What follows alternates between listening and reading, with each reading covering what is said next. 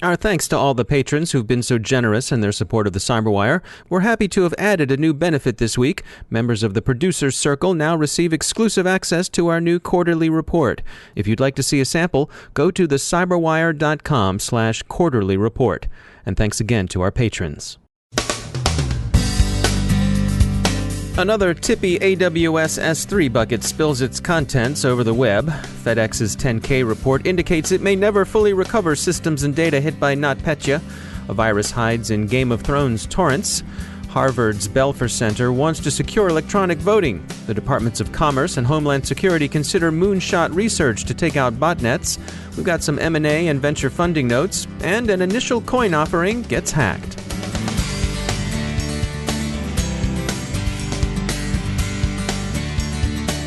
I'd like to tell you about a special offer from our sponsor Cylance for those of you who are heading to Black Hat in Las Vegas this month. As you know, Cylance is a leader in machine learning and artificial intelligence for cybersecurity, and they're going to have an exclusive book signing on Thursday, July 27th in booth 716.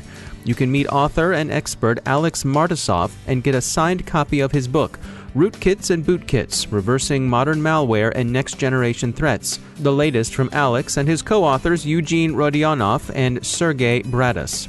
Oh, and did we mention the copy you'll get is not only signed, interesting, and informative, but free, too? You can't beat that. So on Thursday, July 27th, join other thinking and thrifty people at booth 716. And don't forget to check out Cylance.com under events for more news and information about all the goings-on at Black Hat. And we thank Cylance for sponsoring our show.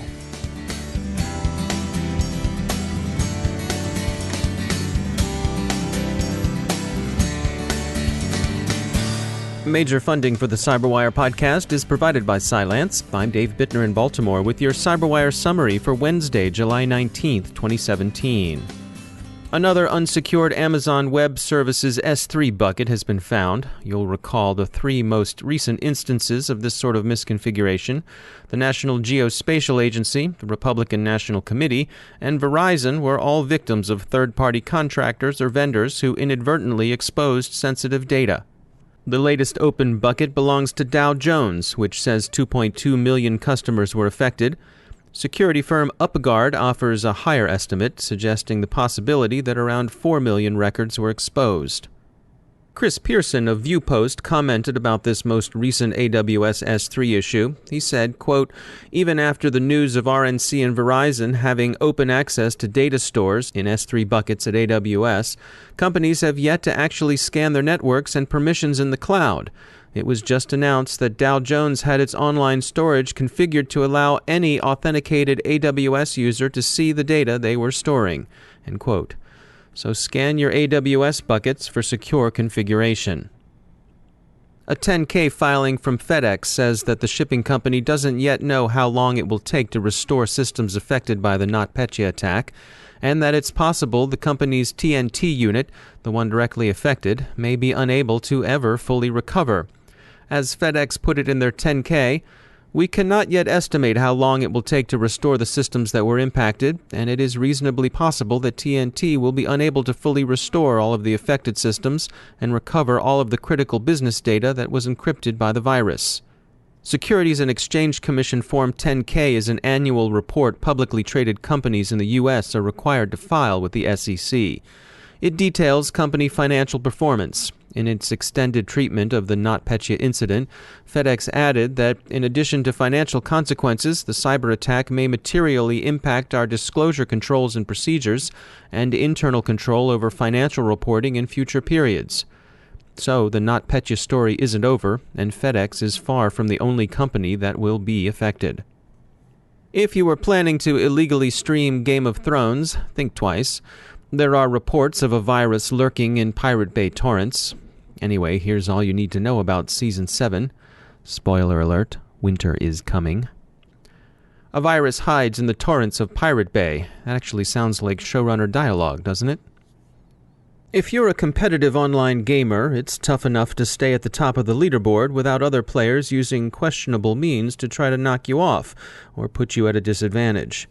Online gaming companies battle their own specific kinds of DDoS attacks, and Brian Hamilton, product marketing manager with cybersecurity company Imperva, shares the details. people that provide video game platforms are typically connecting hundreds, if not thousands, maybe even tens of thousands of individuals to a pool of servers. And unlike other servers, often gamers or people that create the gaming platforms are relying on proprietary protocols. That is, they've written the sort of communication protocol that's being used to communicate with the person playing the game on the other end, as opposed to normal web servers or the typical web server that relies on the HTTP protocol, which we call the application protocol, to communicate back and forth between a browser or a mobile client. So these are typically proprietary protocols that support a large number of users concurrently. And so when they get attacked, how does it take shape?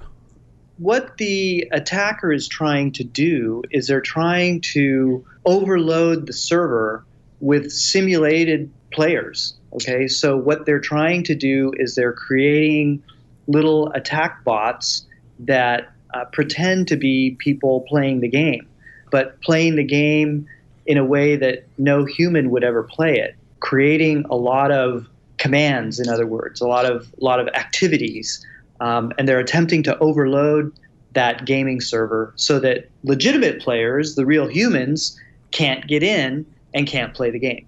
And of course, these online games rely on connectivity to make their money. Oh, absolutely. They're only making money when real people are playing the games. They don't make any money off of these attack bots. And so what's the motivation for the attack? Is it a competitor, or is there are they holding them for ransom? Why are they doing it? Typically, what we found in the past is it's a game. By its very nature, it's competitive. And a lot of the people that play these games are also really into computers.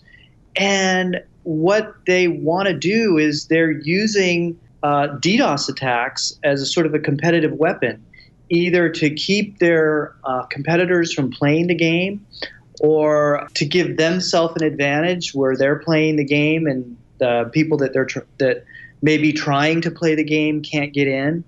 So to a large extent, we believe it's individuals that are, through their competitive nature, are trying to knock the site off or slow it down. We have seen in the past attacks where one gaming company might attack another gaming company to give itself a competitive advantage. But it's mostly individuals that are trying to make life hard for other people that are trying to play the game. And so the people who are providing the game, how do they defend themselves against this? The people that are providing the games will look for a system or a service that can identify who's a human and who's not. They're basically capable of blocking the non-human traffic, only letting the human gamers go through. That's Robert Hamilton from Imperva. In the U.S., a bipartisan initiative to secure electronic voting spins up at Harvard's Belfer Center. It's led by former Clinton and Romney presidential campaign managers. Its advisors include security leads from Facebook, Google, and CrowdStrike. The U.S. Departments of Homeland Security and Commerce have commissioned studies looking into the possibility of a moonshot challenge for combating botnets.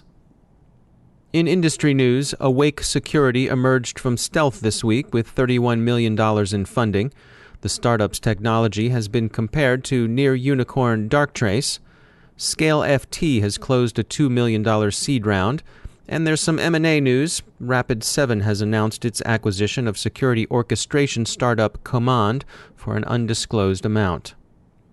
Cybercriminals hacked Israeli cryptocurrency startup CoinDash's initial coin offering, stealing many of the tokens on sale. It's thought that the currency taken was worth about $7 million. The thieves were able to divert investors' Ethereum to the wrong address. Ilya Kolichenko of security company High Tech Bridge told us in an email that it's another reminder that blockchain technology in isolation doesn't necessarily increase security and may even increase risk. As he put it, quote, "Many users, fooled by investors and so-called serial entrepreneurs, blindly believe that blockchain, particularly cryptocurrencies, can make a digital revolution and provide an unbreakable security. Unfortunately, this assumption is wrong and leads to a very dangerous feeling of false security." End quote. If the crooks cash out intelligently, they may go uncaught.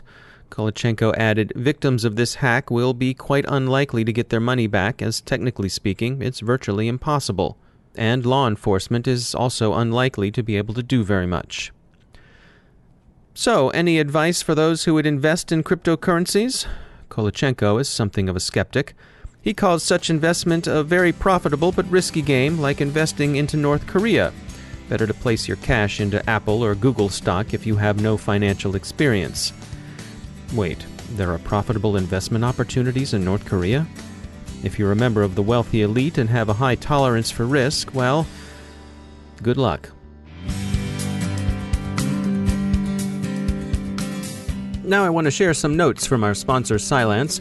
We've been following WannaCry, Petya, NotPetya, and other forms of destructive ransomware for weeks. Cylance would like you to know that they can prevent Petya-like ransomware from executing in your system. They'd also like you to know that they've been doing that since October of 2015. How's that for getting ahead of the threat? Their success against NotPetya demonstrates the benefit of their temporal predictive advantage. Cylance Protect stops both file and fileless malware. It runs silently in the background, and best of all, it doesn't suffer from the blind spots in legacy defenses that NotPetya exploited to such devastating effect. If you don't have Cylance Protect, and if you'd like to learn more about how it can defend your enterprise, contact them at cylance.com and find out how their AI-driven solution can predict and prevent the unknown unknowns from troubling you. That's cylance.com. And we thank Cylance for sponsoring our show.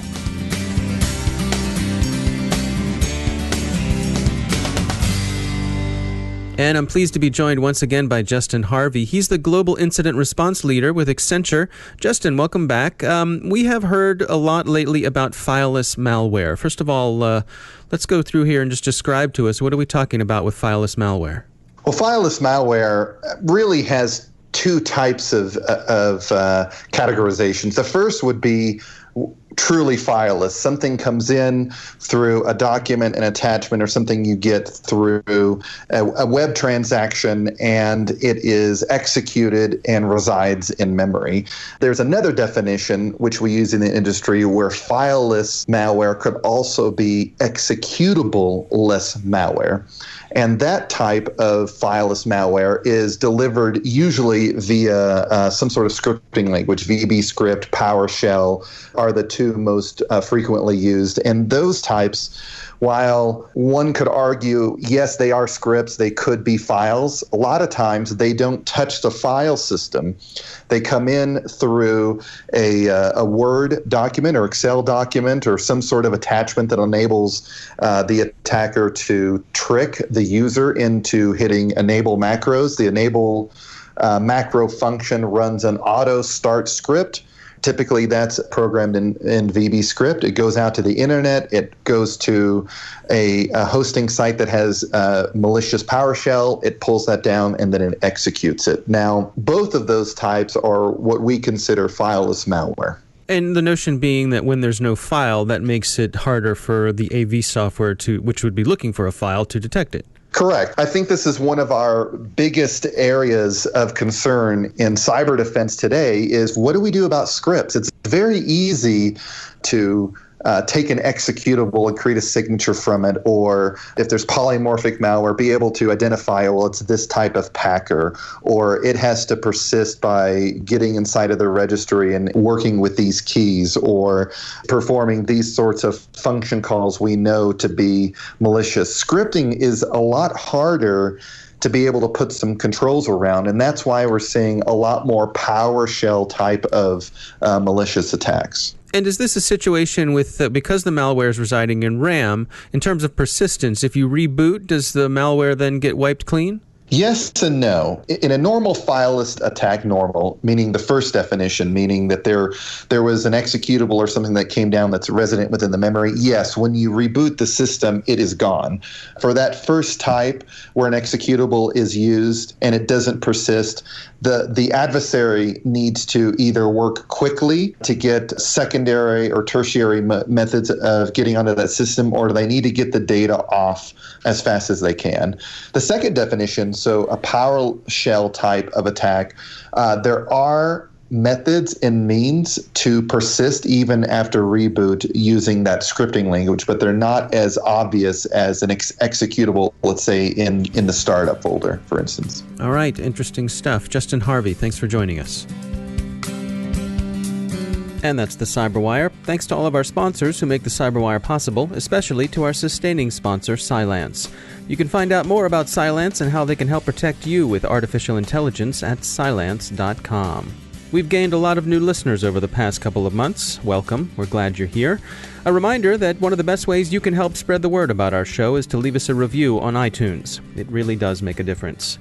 The CyberWire podcast is produced by Pratt Street Media. Our editor is John Petrick. Social media editor is Jennifer Iben. Technical editor is Chris Russell. Executive editor is Peter Kilpie. And I'm Dave Bittner. Thanks for listening.